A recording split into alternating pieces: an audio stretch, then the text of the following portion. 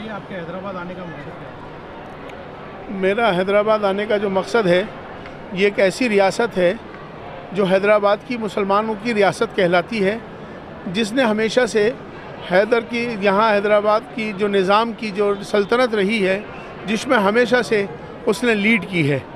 और मैं समझता हूँ कि हैदराबाद के लोग माशाल्लाह बहुत ही अच्छे मोहब्बत के लोग होते हैं। और आज मैं आपके इस हैदराबाद से एक पैगाम देना चाहता हूँ। मैं चीफ़ इमाम भारत होने के नाते मैं एक अभी हैदराबाद के अंदर बहुत बड़े बड़े लोग रहते हैं, बड़ी बड़ी सियासतें यहाँ लोग करते हैं, लेकिन वो मुसलमानों की सब सियासत ज़रूर करते हैं, लेकिन मुसलमानों के ताल्लुक़ से जो उसका जो रहबर होता है, जिसे इमाम कहते हैं, इमामों की यहाँ कदर नहीं हो रही। उसके लिए मुझे बड़ा दुख लग रहा है। मैं मस्जिदों में गया, मस्जिदों में यहाँ के इमामों को सिर्फ 5,000, 6,000, 7,000 रुपये हदिया दिया जाता है।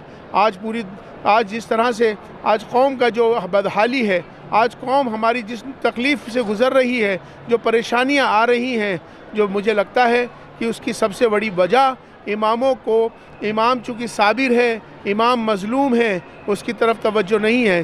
चूँकि लीडर इमाम होता है, इमाम जो है अमीर के कहलाए जाते हैं, अमीर के मायने इमाम अमीर होता है, कौम का लीडर होता है, लेकिन आज उसकी हालात बहुत इतने कमज़ोर हो चुके हैं, उसकी तरफ कोई तवज्जो नहीं है। भारत के अंदर पूरी दुनिया का सबसे ज़्यादा 5.5 लाख मस्जिदें हैं, आज 5.5 लाख इमाम हैं, उनके लिए कोई तवज्जो नहीं है। आज अगर कौम का लीडर तकलीफ़ में है तो समझ लो कौम कोई तरक्की नहीं कर सकती। आज जो मुश्किलात, जो परेशानियाँ, जो दिक्कतें आ रही हैं, क्योंकि इमाम खुश नहीं हैं, इमामों के हालात बेहतर नहीं हैं।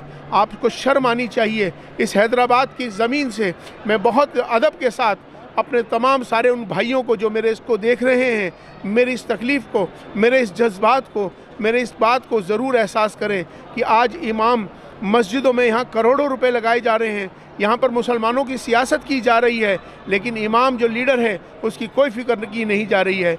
आज इमाम जो है 7,000, 8,000 रुपये महीना उसको हदिया दिया जा रहा है। इससे ज़्यादा शर्म की और कोई बात नहीं हो सकती। अब अगर आप मंदिरों में जाएंगे तो मंदिरों के पुजारी को 1-1 लाख रुपए हदिया दिया जाता है, गाड़ी जो सारी सहूलत दी जाती है।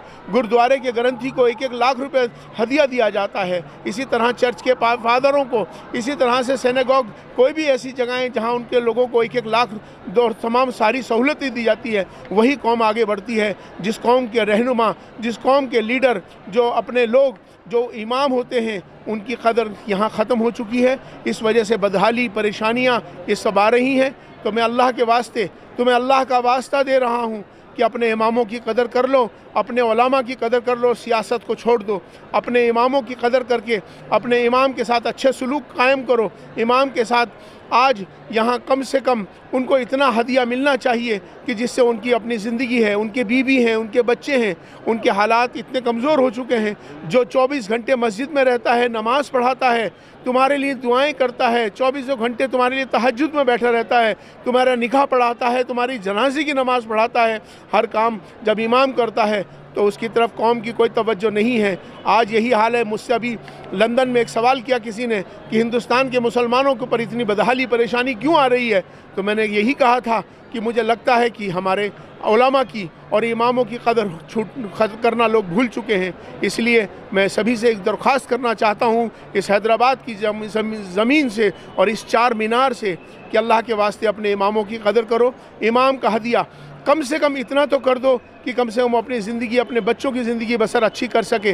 तो आज मैं यहाँ ऐलान करवाने आया हूँ। मैं आप सबसे भी कहना चाहता हूँ कि एक इमाम की तनख्वाह उसके हदिया के तौर पर 50,000 रुपया कम से कम होनी चाहिए। हर मोहल्ले से अपने इमामों की पैसे इकट्ठे करके, अपने लोगों से इकट्ठे करके उन लोगों को देना चाहिए। आर्कोलॉजिकल सर्वे ऑफ इंडिया के तहत आती है 4 मीनार की मस्जिद, जो कि एशिया की बड़ी मस्जिद कहलाती है।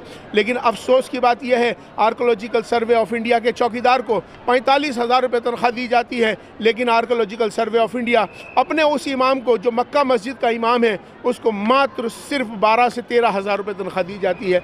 मैं आज यहाँ कहने आया हूँ कि हम चाहे आर्कोलॉजिकल हो, चाहे वक्फ बोर्ड हो, चाहे कोई मुतवल्ली हो, चाहे मैनेजिंग कमेटियाँ हों, कोई भी हो जो इमामों को तनख्वाह देते हैं उनके हिसाब से, उनके कद के हिसाब से उनका इतना एहतराम करो। हम उन्हें नायब रसूल तो ज़रूर कहते हैं, लेकिन हम उनका एहतराम नहीं करते हैं। हम अल्लाह को मानते हैं, अल्लाह की नहीं मानते, कुरान को मानते हैं, कुरान की नहीं मानते, रसूलुल्लाह सल्लल्लाहु अलैहि वसल्लम को मानते हैं और रसूलुल्लाह सल्लल्लाहु अलैहि वसल्लम की नहीं मानते। अब इमाम नायब रसूल कहलाता है, उन पर तुम लोग सब कुछ करते हो, लेकिन उनकी तरफ कोई तवज्जो नहीं है। इमाम साबिर है, इमाम मज़लूम है। अगर उसकी मज़लूम की बद्दुआ और साबिर की बद्दुआ अगर लगती है, उनके दिल तक तकलीफ़ पहुँच रही है, तो ये समझ लो कि हालात अच्छे नहीं हैं। ये इशारा दे रहा हूँ कि इमामों की तरफ अल्लाह के वास्ते तवज्जो करो। अपने मसाजिदों में करोड़ों रुपए लगाने की ज़रूरत नहीं है, लेकिन इमाम जो उसका जो संचालन करता है, जो नमाज़ पढ़ाता है, जिसकी वजह से मस्जिद है, नमाजियों की वजह से मस्जिद है, तो इसलिए उसका ख्याल करो। मैं आज अपनी हैदराबाद की इस पैगाम को यहीं से आप लोगों के माध्यम से देना चाहता हूँ कि ईमानदारी से इस बात का फ़ैसला करो। बहुत बहुत शुक्रिया।